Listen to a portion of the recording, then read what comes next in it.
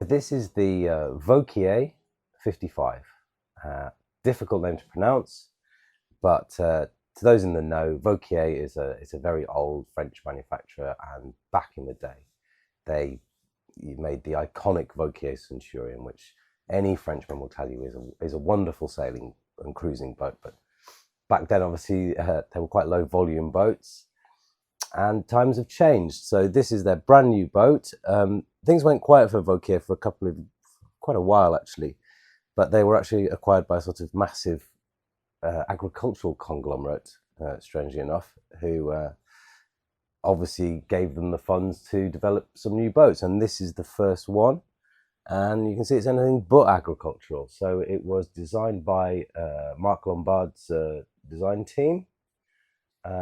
And it is, as you can probably gather, a very spacious blue water cruiser. And it's really quite different and very innovative. And they have definitely made a big effort to think outside the box.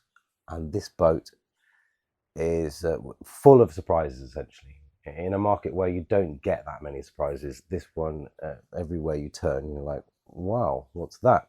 So what's the basic concept? Well, a lot of volume, but I think they also wanted the boat to sail well, so it's got a big rig.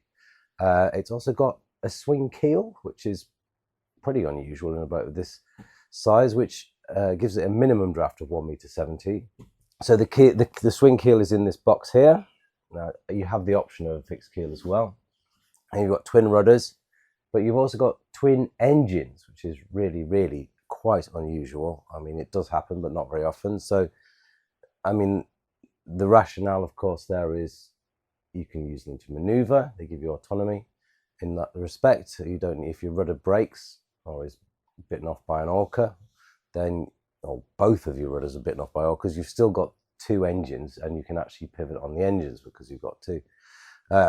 And of course, if one breaks down, you've got a second engine as well. And also, you can charge the batteries incredibly quickly because you've got two alternators. So there's all sorts of reasons behind it, but it certainly is unusual. Aside from that, you've got this impressive layout, really. I mean, it's a luxurious boat. Wauquiez were always kind of quite top end, but this certainly feels that way, and a lot of light. And a lot of different areas, really. I mean, there's so much beam on this boat that it almost feels like a multi-hull in some ways in terms of the living space. The saloon is so big and wide, so that's definitely a plus. The layout of this one features a big double cabin forward, then you've got your galley there, you've got a walkway through to a big double aft, which is immense. And then you've also got a sort of bunk room here with access, walk-in access to the engine room, which we'll show you because it's ridiculously large. So it's 55 foot, but my God, it feels immense.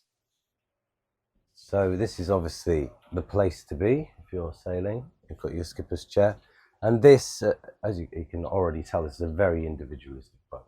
It's probably one you'll either love or hate, but if you're after blue water cruising, this is the one. And here we are, we've got a single helm offset to port, and you're protected by this extraordinary bimini slash sort of doghouse. And this is the other boat I've seen this on is the Armel, the latest Armel.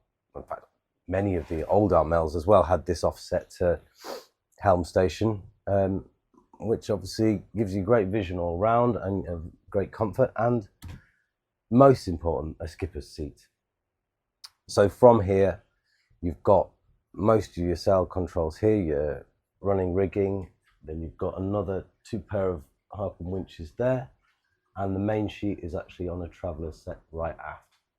So it's interesting because a lot of boats at the moment are sort of designating off, this is your lounging area, this is your sailing area. This is kind of a sailing area, but you can also relax in it. And then aft is a sort of lounge area. And there's actually an exit from the main saloon, which is just off to port as well. So a great space to be in, and you'd feel very safe on an ocean passage here.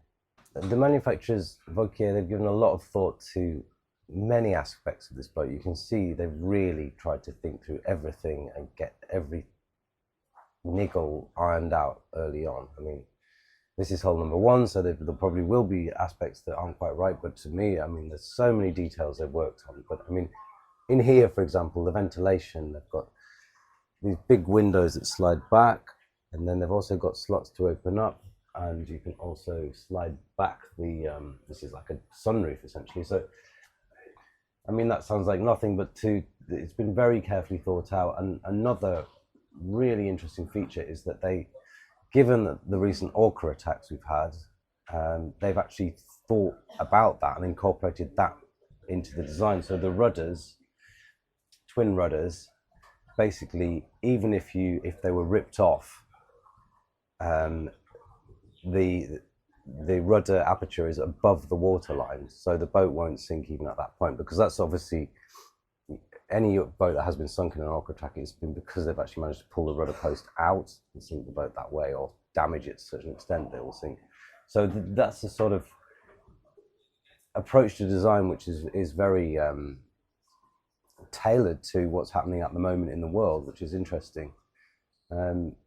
And it sums up their whole ethos, which has been really to think outside of the normal constraints and work with to make what they think is the perfect cruising boat. And it's certainly impressive.